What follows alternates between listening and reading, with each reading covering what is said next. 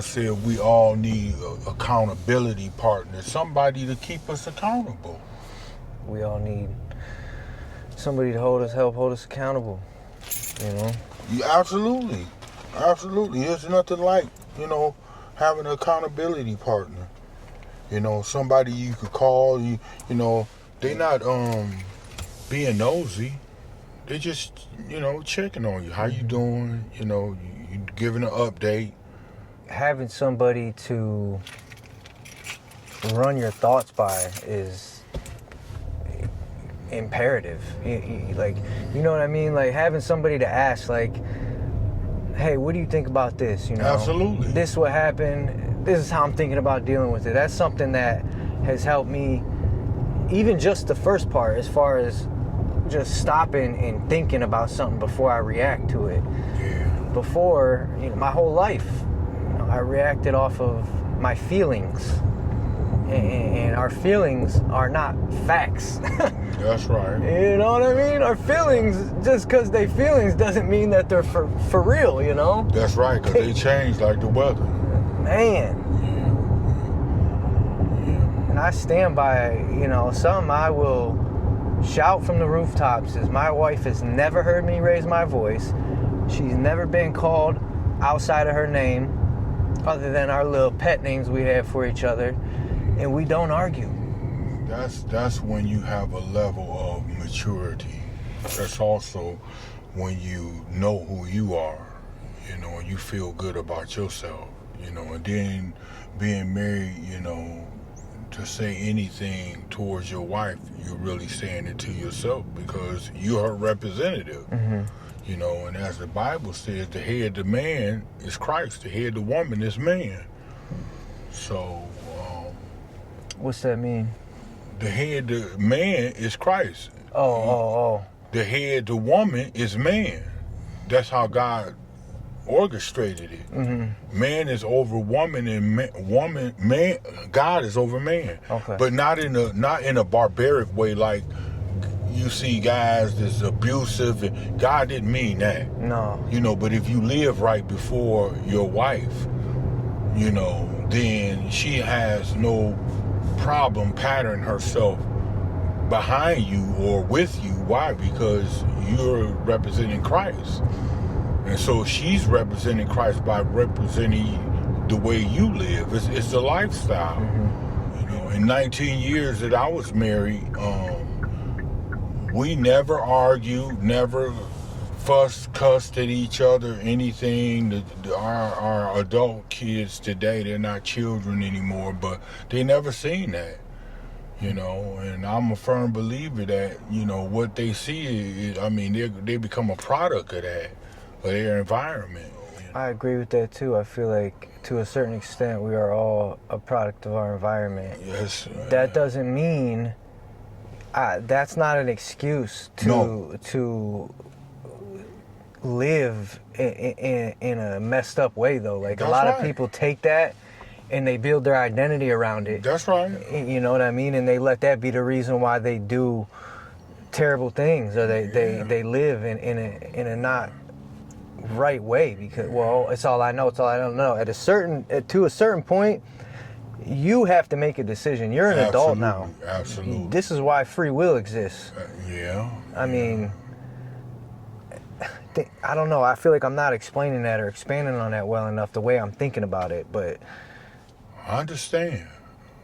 We get to a point in our life where we have to take responsibility for our action. You can no longer say that I'm this way because of mama and daddy, because once you pick it up, it's yours. Mm-hmm. You can't no longer say that, I'm this way because mama, or I'm this way because of dad. No, you're this way because you own that thing.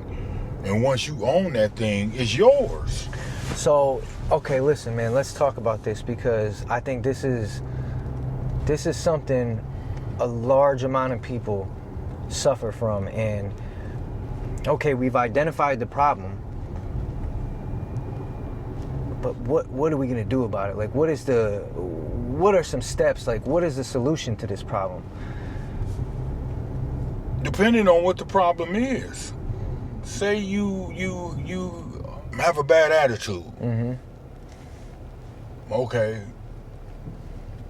The best thing to do is think about what you're saying before you say it.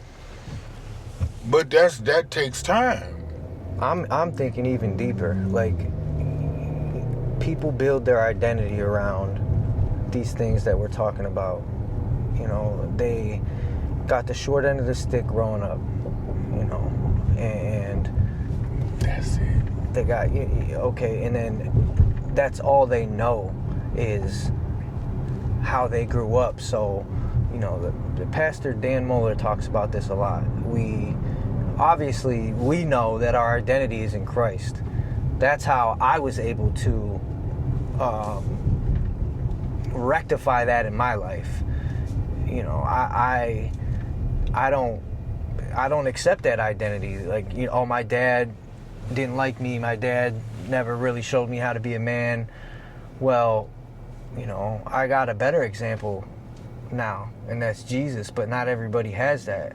So for these people that build their identity around their childhood, what can they do?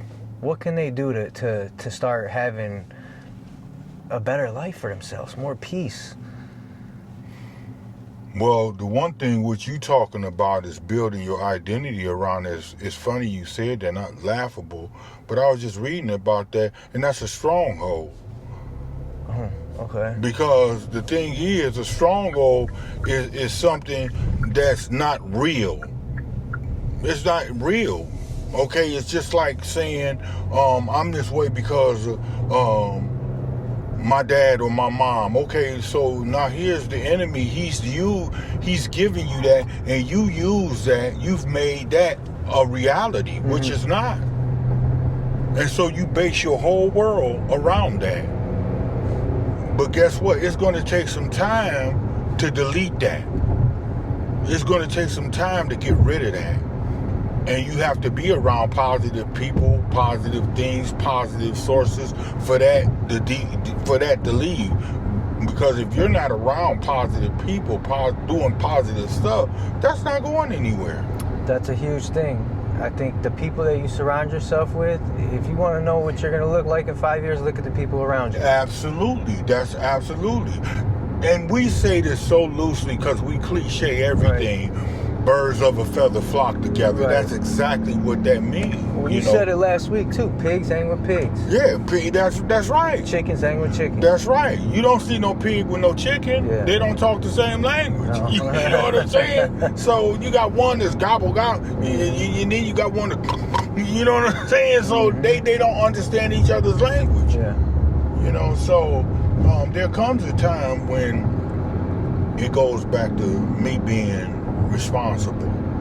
You know, like me, I used to blame my dad for how I lived until this last time in treatment. I really started seeing that my life had nothing to do with my dad, because we came in different time eras, you know, and how I live today is my choosing.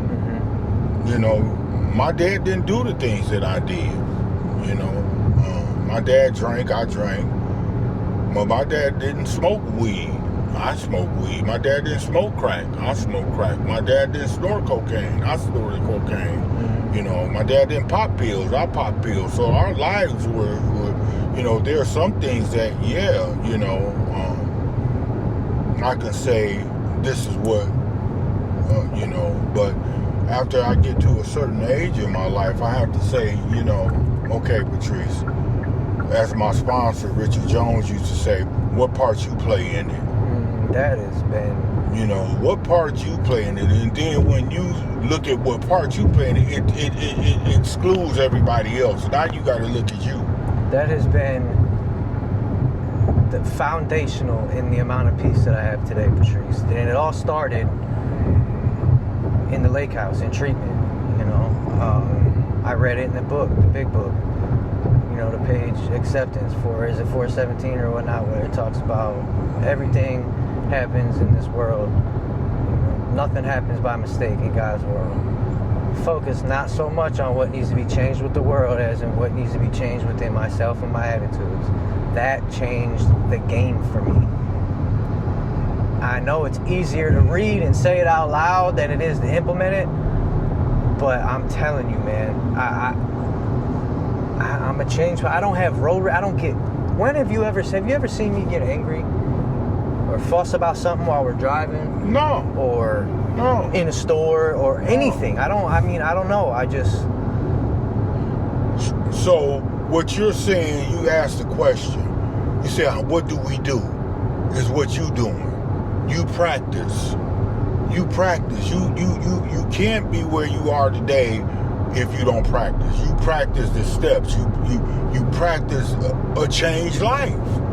You know, I can't get anywhere than where I am right now if I don't practice, if I don't do something different. I have to do something different for the outcome to be different.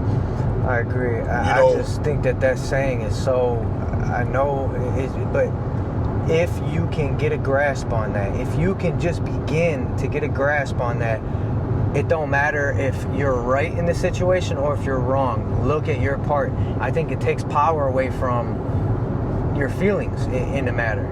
You know what I mean? Because there's a lesson to be learned in every situation, I think.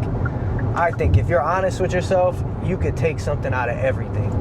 And you absolutely right. And see, when you can look at yourself, that's huge. Why? Because now you're seeing something about yourself that, hey, I'm not this great guy that I made myself to be. Now here goes the word submission. Now I got to submit to something greater than myself. That's still the steps. I got to practice this stuff. We didn't get this way overnight. No. So we're not going to unget this way overnight. It's going to take, but the willingness has to be there. The desire has to be there. You have to be desperate enough to want to be different, you know, because if you're not going to be. You know, you said something very valuable about acceptance. Absolutely nothing happens in God's world by mistake. When you get that, that's huge. That's paramount. Because when you get to understand that nothing happens in the universe without it being a reason, that's huge. Nothing happens without it being an explanation. Whether we understand what it is or not, there's nothing that happens just to be happening. There's no accident or coincidence. And that's what I've learned since I've been here in recovery, in the spiritual sense. There's no accident. If I understand that nothing happens by mistake, then guess what? It was meant to happen. And, you know, I think something that is hard for people to wrap their heads around is we might not ever know the reason for some stuff. And guess what? It's okay. It is. Not to be okay. It's okay not to know. Because see, if I know, guess what I'm going to do, Joey? I'm going to start putting my hands on it. I don't need to know why that happened. Okay. And just because I don't know today don't mean I'm not going to know tomorrow. Why do you think it's so hard for people to surrender to a higher power? Because if I surrender, that means I'm letting something in. I'm letting something in. It's just that simple. I got to give up something. I got to come out my comfort zone. Who wants to move out their comfort zone? Like you said, I've been doing this all my life. Who wants to not do what they've been doing? I know I didn't want to do what I've been doing. Me neither. You know what I mean? But see, if I relinquish that, guess what? That means something else is taking over. And if I'm a control freak, yeah. I don't want to relinquish no power. And the sad part about it is, I'm giving up power that I really still don't have anyway. I don't even have no power, to be truthful, because I didn't wake me up in the morning. I didn't go to sleep, put me to sleep. How do you go to sleep? You go to sleep because you lay down, but your body knows it's time for rest. It has nothing to do with you. Your body knows that, But your mind and that's a whole nother dynamic there. You know, but yeah. People fear giving up their perception of power that they That's right. have. That's right. Because guess what? If I give that up, what does it do? It make me weak. It's just like the definition of what the world says a man is. Yeah. A man is strong. He's this. We was told if we cried that we were soft. Yeah. Huh? Yeah. So then you got men growing up unemotional because the world told us that if we cry, we're this, we're that, and we bought into that. How many years did we, you tell your little son, you punch him in the chest, oh, don't cry, the girls cry, huh? And this is stuff that we have to unindoctrinate ourselves of. These lies, these lies that were perpetuated and we had to believe, Then we was told if you cried, you was a sissy, huh? Mm-hmm. You got to unlearn stuff that you was taught. And I get it. Our parents did what the best that they could do with what they had, and that's what they thought but now when you learn better, you do better. If you really learn better, you do something different. I see so many people say, well, I'm not going to do my kids like my parents. Everything your parent did wasn't wrong. Some of the things that they did because of the times that they was in, that's all that they knew. Our times are different. Yeah, it's their first time being a human too, You want a coffee? Yeah.